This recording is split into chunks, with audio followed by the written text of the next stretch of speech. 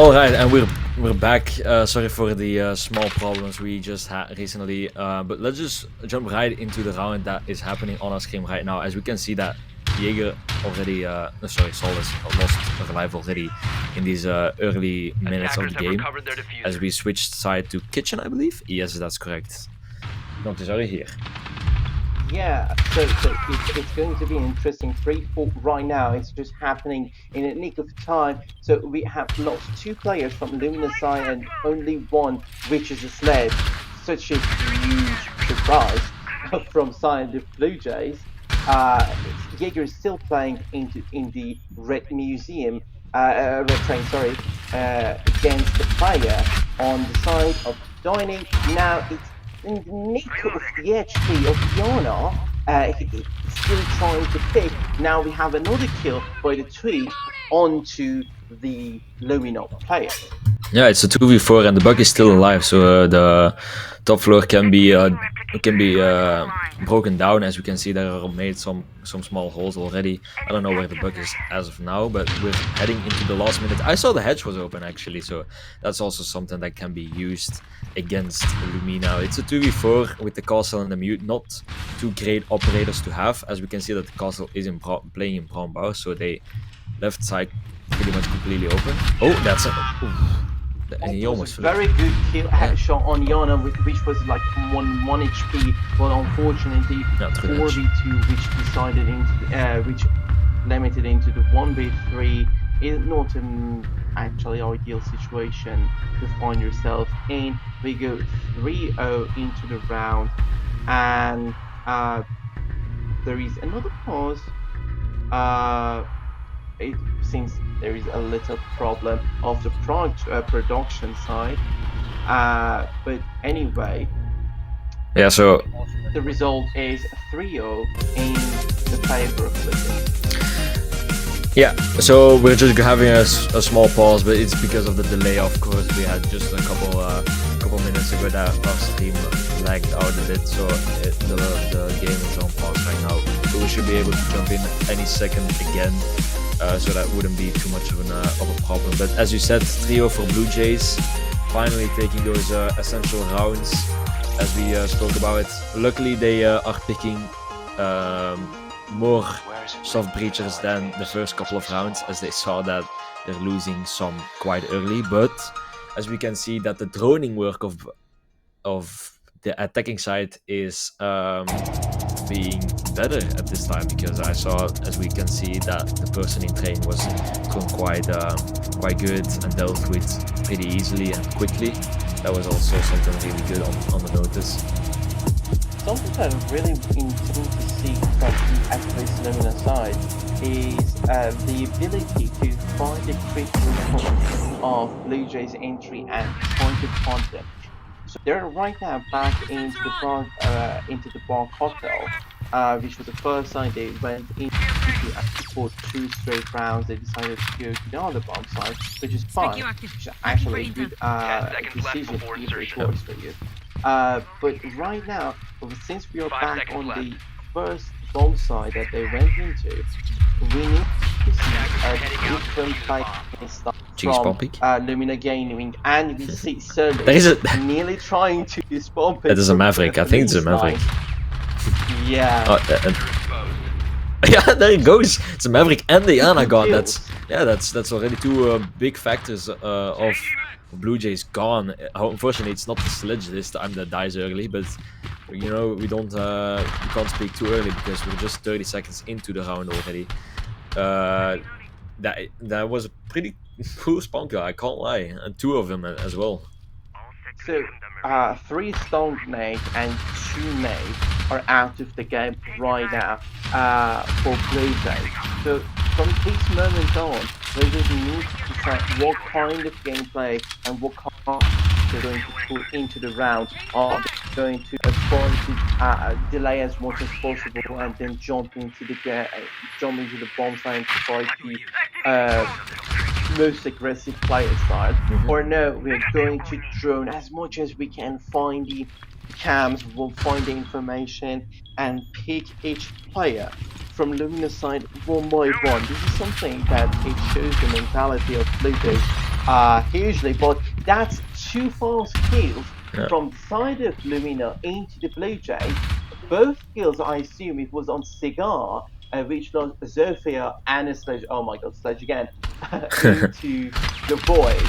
So 5v1, 4v1, he cannot complete the kill on Mozzie, and Thor is going to There we play go. super aggressive ultra to collect the last kill. Yeah, I wasn't gonna interfere you in your last moment speech for that round. However, the round went over quite quickly, 1 minute and 30, and the round was already over. I did want to mention that Lumina was playing quite heavily on those roam presence because they had a Mozzie and a Valk with the C4 still below and then the Solace to gather information. So there were only 2 on site. I only saw Toren on side actually. I don't know where the last one was.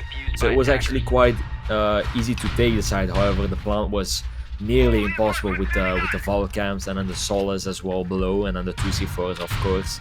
So it was pretty much a done and dusted round for BLUEJAYS at that point.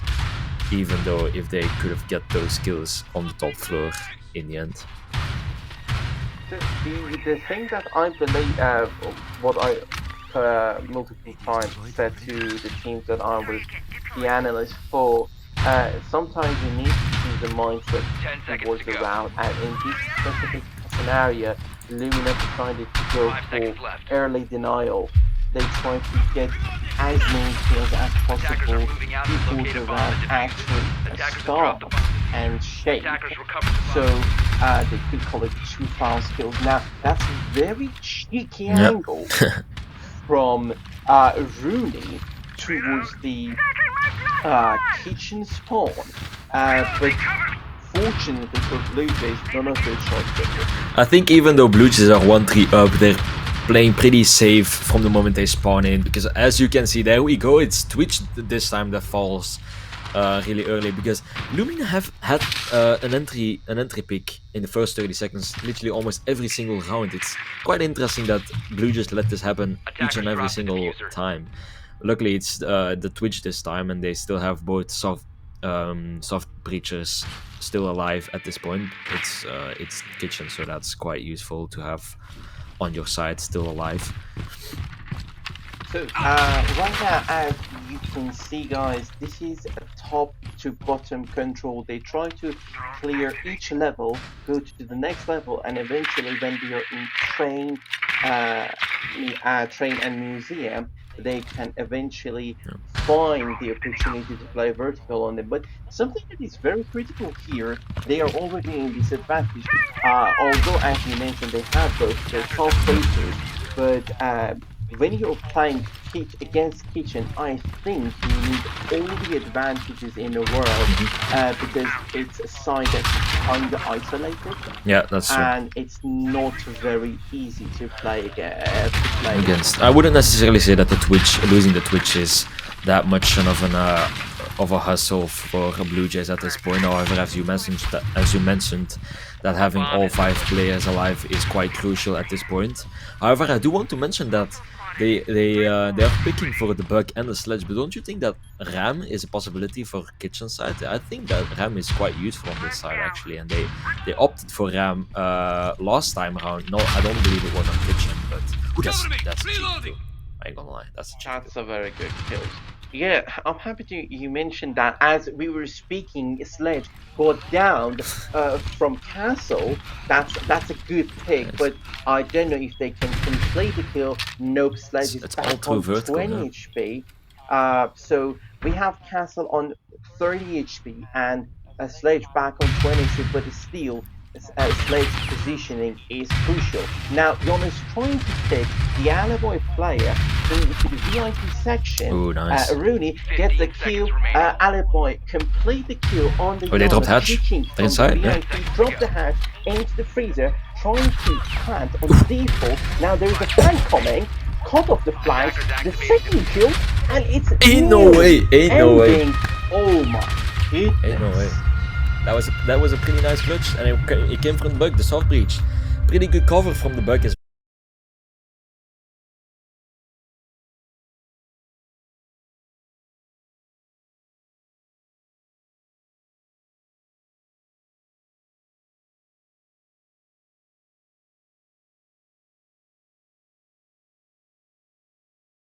I suggest to everyone to watch it and watch it Attackers need again to as much locate as and you can. defuse as many It's a bombs as they good can. brief Yeah. into the round. You see that okay, I have lost players, but I have an opportunity to plant. This diffuser in hand is a free pass, it's a free ticket, it's a golden ticket to win the round for me because I can play post plant. Yeah. A great cover and play by the box Yeah, and a good trade. it's the RGL just calling for like, boys, come on, let's just drop. You know, trust your teammates. That's basically the premise of what just happened there. You know, trust your teammates, trust the bulk of covering, and that's exactly what he did. It was cover his teammate for the plant, and it worked out pretty well. Yeah, that was one of the good Attackers rounds must that we locate could and defuse a actually in bomb. this And that's, game. Thank you, Blue Jays, for that yeah, specific round. But now we are into round 6. dining reading, Yeah. which is a side that recently we have seen players more fond of it, and constantly we are seeing Legion being picked, Yeah. which is I just missed Legion being played into the round into the game. Oh, that's right. He got the super shorty as well as a second hit. I forgot that. It's interesting to see that they picked the Ram as well as our previous conversation of last round, that they opted the Buck over the Ram and now picked the Ram over the Buck. I think for both sides it's quite it's pretty much the same if you pick Ram or Buck. I mean, for Buck you have quite the flexibility. You know, with Ram you just have like one path, 3 of those, but you know, just one path of destruction. And with Buck you can just open certain angles or on certain different floors as well. So it's quite interesting that they picked the Ram on this side and not on Kitchen. However, I think they would, both are viable. And as we can see, the Sledge also entered first. It's quite interesting that they opt for the soft breach to enter first. You know, what you think? Yeah, it is understandable because they are thinking about an opportunity to play Taking super aggressive, as we can see. So they saw a mirror, they got a mirror, they know there is someone in the bathroom, there's someone on top right, they are trying to get back into the side of the Lumina dining, and now they are trying to push hard as is Attackers recovered the playing bomb. super aggressive into the white. Lumina gaming players needed to back off so early. Legion putting traps as much as possible, playing near the dining. The pace has slowed down a bit, but now the 3 versus 3, everything was reset. Ooh. 57 seconds on the Attackers have round recovered on the the clock, diffuser. but Attackers now have the located a Legion bomb. got the kill onto the Ash. Yeah, they're most likely going for a reading take as we see that Diana is playing outside. But how the tables have turned, you know, as we oh no, never mind, it's 2v2 now. But as we saw earlier this round, that it was a 4v2, and they're going for the plan again. They're going to try for the plan again. They're going to try to cover his teammate, and as we can see, he got the 3rd kill. It's only up to the Jaeger at this time, the Ultra, going for the clutch. He's going for the pillar take, retake. That's actually quite smart. He can take off these 2 players off guard.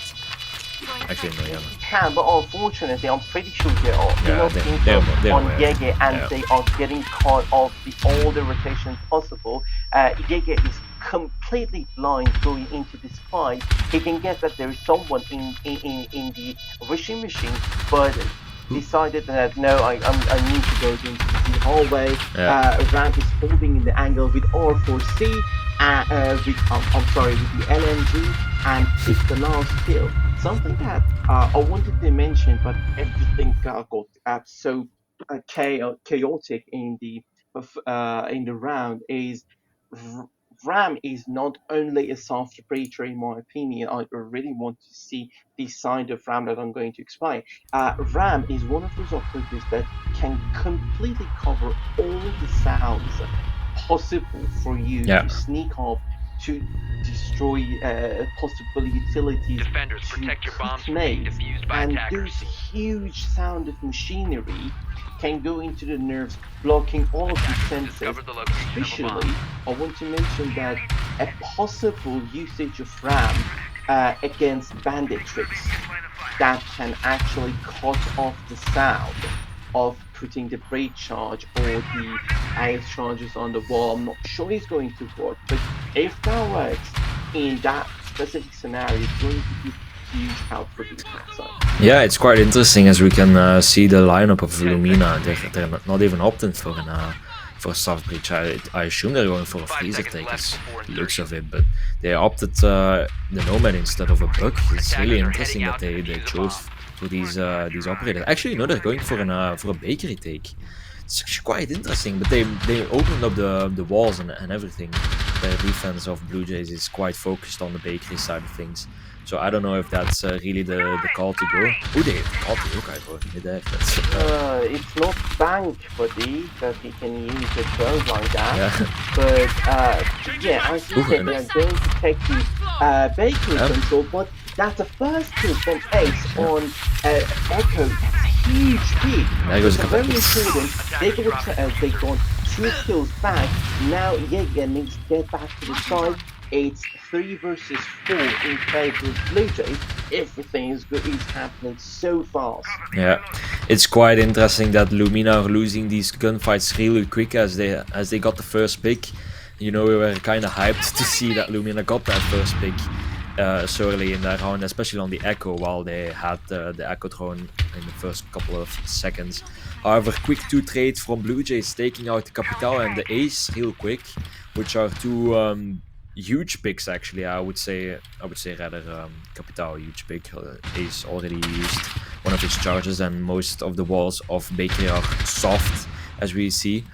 But a Capital pick is actually quite interesting because he didn't use any of his smokes and everything. As we can see, that small Bakery is being flanked. Yeah, they got the kill. Yeah, that's what you get if you don't know about that. It's back 3-3, but as you can see, Yana is literally on 1 HP, and they have lost Nomad. It's a huge peak. It's nearly 1 versus 2. Yeah, it's interesting that Jaeger was able to flank when they had a Nomad. I don't know if that was Nomad charge. I don't really have sound for that, but yeah, they're going to. Oh, there goes the Ultra. It's only up to Maggie with the Osa. I think he's going for an aggressive take. I think that's the only option he can do, or actually pick his co-attacker up. But I don't think that's going to take a huge impact. Ultra is on the last 20 HP. And as we can see, Warden. And they gave the opportunity to Warden to play super aggressive. Yeah, and as well onto the Jaeger. Side, yeah. They both took a really aggressive angle, as we can see that Warden is also. Yeah, and there goes the kill. They don't know. They don't have any info. They're not droning well. You know, Yana is still alive. She can use her drone, and you know, they have plenty of time. But Warden is gonna get the last kill for sure. There we go. Yeah, Warden. They need to use that more.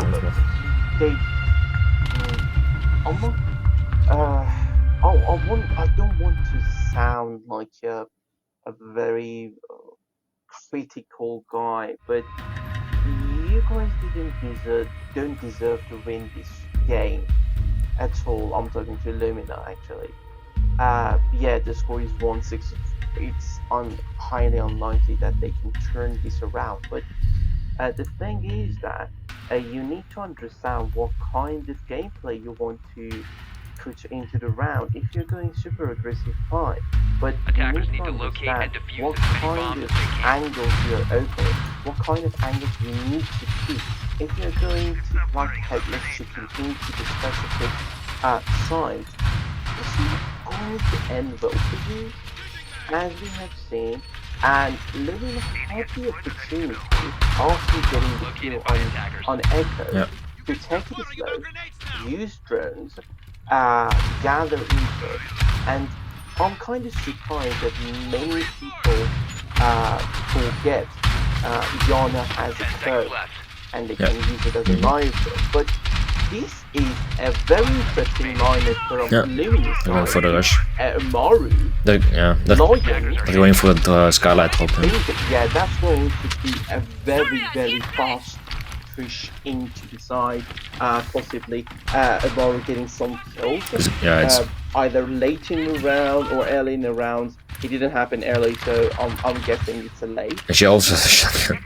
It's gonna be Yeah, interesting. oh They have a my God. warden. They have a warden, so I don't think this is gonna work at all. They have a mirror as well set up on site, so I don't know. It's gonna be quite difficult for Lumina to get around of this, but Maggie is waiting on the call of his teammates that they're ready and ready to drop out of the skyline. We'll see what happens, but there we go. So we see Amori going in. That's the first kill on It's not the even Skylight. trying to go for the pass plan. It's a shooting good vision, but we need to see what kind of Plan things is done. happen. It's a 4v3 what out of the cannot see it through the smokes. Also, Mira is completely useless in this situation. Yeah. They don't know where is the diffuser. Going for a flank by K. It's a 4 versus 2, and the Finker charge is up 3v1 now. There we go, yeah. And Wow. Maru trying to get the last kill, but it is last to take 1 round for Lumina. Yeah, I do want to apologize real quick because you know, my predictions were quite off, saying that Lumina were gonna lose that round, but obviously they know better as I do. I thought they were gonna drop the Scarlet as I believe you thought as well, but going for that window and planting that corner, that was actually quite the play. And as I'm thinking of it right now, that is actually quite the play. You know, you get that player killed in cocktail, which was the Aruni, not knowing that the Maru jumped in that window without the sound. I don't know how she didn't hear that, but that's all up to me to decide. But then they killed the warden, and it's pretty almost done for that round as well for BLUEJAYS. Yeah, exactly. So here's the thing: many people, when they see a Maru in the round, they say, "Okay, this is going to be fast push into one of the windows or on the roof." But people actually forget the ability of the Maru to play late in the round, and other players make diversion for her. In this case, I believe the raffle Maybe of the gridlock window was a diversion and gave the opportunity to Maru to raffle in, get the first kill, provide the support for the planter, which was gridlock, and eventually get the round. But that's about the previous round, 6-2, 5v5, 2 minutes and 40 seconds. Match point. Yeah, as we can see, they opted for the ram and the bug this time, not the sledge, however, as BLUEJAYS did previously.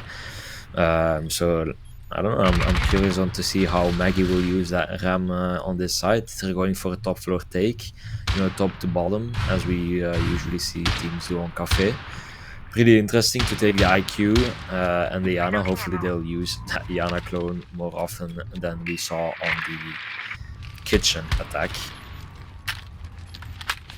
Yeah, so the combination of the attackers is completely opposite to Defender, so that's the first pick from Jaeger to the A, so no more breaching, and this beautiful mute sneaky play into the bathroom will provide later in the round, but we can see another kill from Ram onto the Warden, so they can put as much hidden smokes they want if they have, and as we can see Ram has it, into the round, and no one can punish them for that. But the thing is now, playing onto in this specific scenario will provide huge amount of info, both ability side and operation side towards Lumina. But they are focusing right now, playing the player into the freezer, protecting by a shield, but he's completely isolated. Only one ADS. Protected by a mute. Yeah, it's only one ADS as well, so they easily can nade him. They're trying to nade him as well. He opted to go out of the isolated freezer. But I don't know what Yono was doing there. Honestly, looking at... Oh my god, this is going way too far for me. It's totally okay. So something that I believe is happening, there is a lack of information from Lumina's side. They start bossing his clear, they didn't count Mute school, and they got punished for that. Mute is on 40 HP, 3 versus 2. They have the officers control with Ram still alive and using one of his gadgets or her gadgets, and there is one more in the uses for her. But the thing is that Yana don't have any kind of nade, and they need to be Yeah. super careful. As you see, Yana is doubting every single one Bomb diffuser towards the has been officers dropped. that maybe there is someone playing cheeky, but 15 Rams seconds get to go. picked by the Attackers cave recovered the from the diffuser. hatch into the laundry. 10 Yana is the seconds mouse remaining. player. Attackers He's dropped the playing diffuser. 1 Yeah. versus 3, don't know any info, and get picked by the mute. Yeah, it's really sad to see that Lumina gave up that. I mean, I don't want to judge or anything, but looking at how that round ended, it looked like Lumina just gave up on that last two players. That K holding quite aggressive angle onto the hatch. It's just like I said, like we said previously, it looks like pretty much a lack of droning. Like as we saw that Buck going into bathroom, pretty much didn't know that there was one playing there, and as we saw, I mean, it's mind-boggling. Actually, I really can't speak out of this. Like he drops the stairs, and yeah, I don't know. Sometimes with all due respect to whoever play other FPS games, whether it's CS, it's Valorant, it's Apex, whatever. I think Siege is one of the most strategical games out there right now. This fact will brought to attention that people need to understand what kind of situation they might put themselves in. You might run things you don't understand uh, whether there is a danger or not. Yeah, But this doesn't give you the ability and luxury to play completely headless, completely yeah, blind. do whatever you want. That bot run just gave me the vibe of that specific player uh, not having info and not having the sense of danger.